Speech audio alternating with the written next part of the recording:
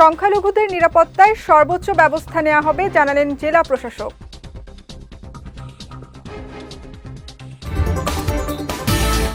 এবং টেকনাফে 29 কেজি স্বর্ণ ও নগদ অর্থসহ 2 রোহিঙ্গা গ্রেফতার।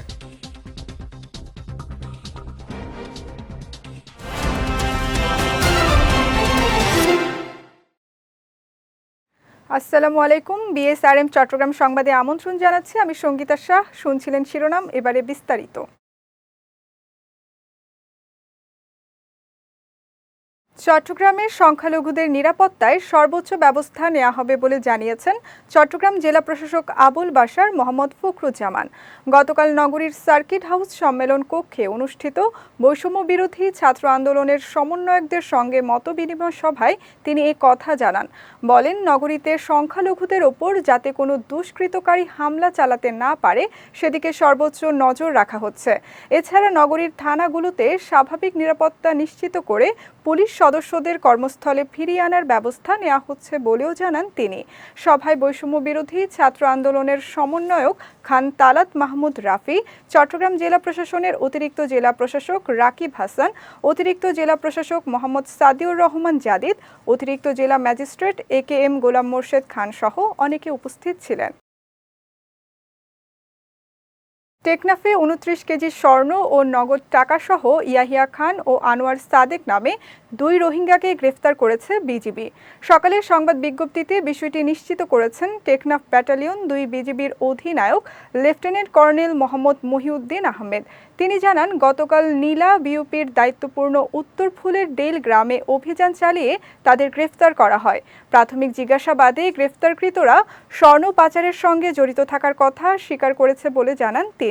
পরে তাদের বিরুদ্ধে মামলা দায়ের করে সংশ্লিষ্ট থানায় হস্তান্তর করা হয়। চট্টগ্রামে চাকরি স্থায়ীকরণের দাবিতে আনসার সদস্যদের বিক্ষোভ সমাবেশ অনুষ্ঠিত হয়েছে। সকালে চট্টগ্রাম প্রেস ক্লাবের সামনে এ সমাবেশ আয়োজিত হয়। সমাবেশে নানা বঞ্চনার শিকারের কথা তুলে ধরে আনসার সদস্যরা বলেন, 3 বছর পর পর তাদের বাড়িতে পাঠিয়ে দেয়া হয়। পরে কর্মস্থলে ফিরতে 6 থেকে 12 মাস পর্যন্ত সময় লেগে যায়। এ সময় তাদের কোনো বেতন ভাতা ও রেশন দেয়া হয় না। অথচ সাধারণ আনসার, পিসি ও এপিসি মিলিয়ে 75,000-এরও বেশি স্মার্ট কার্ডধারী সদস্য রয়েছে। এছাড়া কঠোর ট্রেনিং ও পরিশ্রম করেও সরকারি সকল প্রকার সুযোগ সুবিধা থেকে তারা বঞ্চিত। এ সময় চাকুরি স্থায়ীকরণের এক দফা দাবি মেনে নেওয়া না হলে আগামীতে আরও কঠোর কর্মসূচির ঘোষণা দেওয়া হবে বলে জানায় আনসার বাহিনী। একদম শ্রমিক মানুষ, তার জীবন যেটা চলে, আমরা যারা অঙ্গীভূত আনসার সদস্য আছি আমাদের তার থেকেও খারাপ। আমরা চাই আমাদের এই অবহেলিত জীবনটা যেন পরিণত থেকে মুক্তি আমরা চাই। এজন্য আমাদের দাবি একটাই, আমাদের জাতীয়করণ চাই। জাতীয়করণ চাই, স্থায়ীকরণ চাই। আমরা যদি আমাদেরকে স্থায়ীকরণ করা হয় তাহলে আমরা আমাদের ফ্যামিলি নিয়ে অল্প ডাল ভাত হলেও খেতে পারবো। চট্টগ্রামে 11 দফা দাবিতে সংবাদ সম্মেলন করেছে রেলওয়ে পূর্বাঞ্চলে কর্মরত রেলওয়ে নিরাপত্তা বাহিনী। সকালে চট্টগ্রাম রেল স্টেশনে এ সম্মেলনের আয়োজন করা হয়।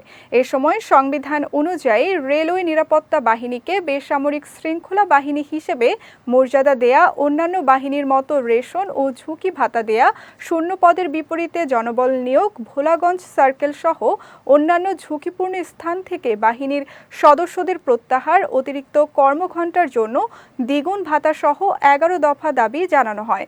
পাশাপাশি দাবি আদায় না হওয়া পর্যন্ত কর্মস্থলে ফিরবেন না বলেও হুঁশিয়ারি দেয় রেলওয়ে নিরাপত্তা বাহিনী। অন্যান্য উপজেলার চেয়ে সন্দ্বীপ উপজেলার আইনশৃঙ্খলা অনেকটাই ভালো আছে বলে দাবি করেছেন চট্টগ্রাম উত্তর জেলা বিএনপির যুগ্ম আহ্বায়ক বেলায়েত হোসেন। সকালে নগরীর সন্দ্বীপ উপজেলা বিএনপির কার্যালয়ে সাংবাদিকদের সঙ্গে মতবিনিময়কালে তিনি এ দাবি করেন। বলেন, সারা দেশের থানায় হামলা ভাঙচুর হলেও সন্দ্বীপ থানায় হামলার কোনো নজির নেই। এ সময় বিএনপির নাম ভেঙে কেউ অরাজকতা করার চেষ্টা করলে তার বিরুদ্ধে কঠোর ব্যবস্থা নেওয়া হবে বলেও হুঁশিয়ারি দেন তিনি। অনুষ্ঠানে উপজেলা বিএনপির সদস্য সচিব আলমগীর হোসেন ঠাকুর, রহমতপুর ইউনিয়ন পরিষদের সাবেক চেয়ারম্যান হাসানুজ্জামান মামুন, উপজেলা যুবদলের যুগ্ম আহ্বায়ক MA আজিজ সহ অনেকে উপস্থিত ছিলেন।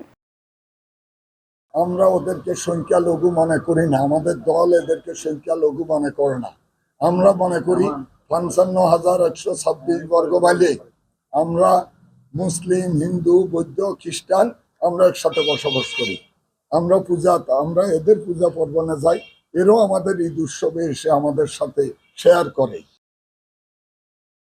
আওয়ামী দুঃশাসন উৎখাতের সংগ্রামের সূচনা করেছে শিক্ষার্থী সমাজ, এমন মন্তব্য করেছেন ইসলামী আন্দোলন বাংলাদেশের আমির সৈয়দ মোহাম্মদ রেজাউল করিম। গতকাল চট্টগ্রামের লালদিঘি ময়দানে ছাত্র জনতার অভ্যুত্থান পরবর্তী রাষ্ট্র সংস্কারে ঘোষিত ৯ দফা দাবির প্রস্তাবনা বাস্তবায়নে গণসমাবেশে তিনি এ মন্তব্য করেন। বলেন, খুনি হাসিনা সহ সকল হত্যাকারী, বিদেশে অর্থ পাচারকারী ও দুর্নীতিবাজদের বিচার করতে হবে। এ সময় সংগঠনের চট্টগ্রাম মহানগর সভাপতি মোহাম্মদ জান্নাতুল ইসলামের সভাপতিত্বে দলের মহাসচিব হাফেজ মাওলানা ইউনুস আহমেদ, কেন্দ্রীয় উপদেষ্টা আশরাফ আলী আকন, ডক্টর বেলাল নূর আজিজ, মুফতি দিলওয়ার হোসেন সাকি সহ অনেকে উপস্থিত ছিলেন। পরে বৈষম্য বিরোধী ছাত্র আন্দোলনে যারা শহীদ হয়েছেন তাদের রুহের মাগফিরাত এবং আহতদের দ্রুত সুস্থতা কামনা করে মোনাজাত করা হয়। শিক্ষার্থীদের আন্দোলনে বিগত সরকারের পতন ও অন্তর্বর্তী সরকার গঠনে চট্টগ্রামে সম্প্রীতি সমাবেশ ও আনন্দ মিছিল অনুষ্ঠিত হয়েছে। নগরীর বাঁশখালী উপজেলা ও পৌরসভা বিএনপির উদ্যোগে এ সমাবেশ অনুষ্ঠিত হয়। এ সময় পুরো বাঁশখালীর প্রতিটি ওয়ার্ড এবং ইউনিয়ন থেকে নেতাকর্মীরা সরকারি আলাউল কলেজ মাঠ থেকে মিছিল নিয়ে বাঁশখালীর প্রধান সড়ক প্রদক্ষিণ করে বাঁশখালী বালিকা উচ্চ বিদ্যালয়ের মাঠে সমাবেশে মিলিত হয়। সমাবেশে চট্টগ্রাম দক্ষিণ জেলা বিএনপির আহ্বায়ক কমিটির সদস্য কামরুল ইসলাম হোসাইনি, চট্টগ্রাম দক্ষিণ জেলা বিএনপির আহ্বায়ক কমিটির সদস্য জহিরুল ইসলাম চৌধুরী আলমগীর, বাঁশখালী উপজেলা বিএনপির সাবেক সাধারণ সম্পাদক ইব্রাহিম খলিল, বাঁশখালী উপজেলা যুবদলের আহ্বায়ক আবু আহমেদ সহ অনেকে উপস্থিত ছিলেন। পরে আন্দোলনে নিহত আবু সাইদ সহ সকল শহীদদের জন্য বিশেষ দোয়া করা হয়। দেশজুড়ে সংখ্যালঘুদের ওপর হামলা, ঘরবাড়ি, মন্দির ভাঙচুরের প্রতিবাদে চট্টগ্রামের সমাবেশ করেছে সনাতন ধর্মাবলম্বীরা।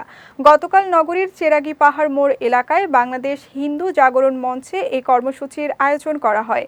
এ সময় দেশব্যাপী সংখ্যালঘুদের নির্যাতন ও লুটপাটের ঘটনায় বিচার বিভাগীয় তদন্ত করে দোষীদের উপযুক্ত শাস্তি দিতে হবে বলেও দাবি জানান তারা। এছাড়া সমাবেশে সংখ্যালঘুদের নিরাপত্তা নিশ্চিত করার দাবিও জানানো হয়। এই সময় চট্টগ্রাম জেলার সকল সনাতনী সংগঠনের সদস্যবৃন্দ উপস্থিত ছিলেন। প্রতিবাদ সমাবেশে সনাতনী জনগোষ্ঠীর 4 দফা দাবি উপস্থাপন করা হয়। রাঙামাটির লংদুতে যানজট নিরসন ও বাজার মনিটরিংয়ের কাজ করছে বৈষম্য বিরোধী ছাত্র আন্দোলনের শিক্ষার্থীরা। তাদের এই কর্মকাণ্ডে মাইনিমুখ বাজার ব্যবসায়ীরা জানান, দেশের এই পরিস্থিতি ছাত্র জনতার যে বিপ্লব ঘটেছে তা বিশ্ববাসীর কাছে নজিরবিহীন। এদিকে উপজেলার শান্তি সম্প্রীতি বজায় রাখতে আইন শৃঙ্খলা স্বাভাবিক রেখেছে বাংলাদেশ সেনাবাহিনী লংদু জোন। এছাড়া গতকাল থেকে থানা পুলিশের কার্যক্রমও শুরু হয়েছে, এতে স্বস্তি ফিরেছে জনজীবনে। অন্যদিকে স্থানীয় সংখ্যালঘুদের নিরাপত্তা দেওয়ার পাশাপাশি পরিস্থিতি স্বাভাবিক না হওয়া পর্যন্ত মাঠে থাকার আশ্বাস দিয়েছে শিক্ষার্থীরা। চট্টগ্রামের সীতাকুণ্ডে ইলিয়াস পেট্রোল পাম্প এলাকায় যুব সমাজের উদ্যোগে বৈষম্য বিরোধী ছাত্র আন্দোলনকারী শহীদদের স্মরণে দোয়া মাহফিল অনুষ্ঠিত হয়েছে। গত 9 আগস্ট বিকেলে এই দোয়া মাহফিল অনুষ্ঠিত হয়। অনুষ্ঠানে ইসলামিয়া আরবি মাদ্রাসার পরিচালক হাফেজ মাওলানা মোহাম্মদ আলমগীরের সভাপতিত্বে চট্টগ্রাম সিডিএ আবাসিক জামে মসজিদের খতিব মাওলানা মোহাম্মদ উল্লাহ রিজওয়ান, কোটপাড়া জামে মসজিদের খতিব HM আবদুল্লাহ আল মামুন ও ইজাজুল হক জামে মসজিদের খতিব শফিকুল ইসলাম সহ অনেকে উপস্থিত ছিলেন। এ সময় দোয়া ও মোনাজাতে আন্দোলনকারী সকল শহীদদের আত্মার মাগফিরাত কামনা করা হয়। চট্টগ্রাম সংবাদ শেষ করার আগে শিরোনামগুলো দেখে নিচ্ছি আরও একবার।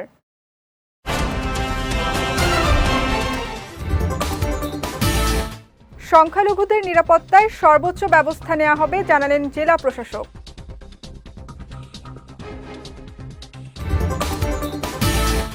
এবং টেকনাফে 29 কেজি স্বর্ণ ও নগদ অর্থসহ 2 রোহিঙ্গা গ্রেফতার।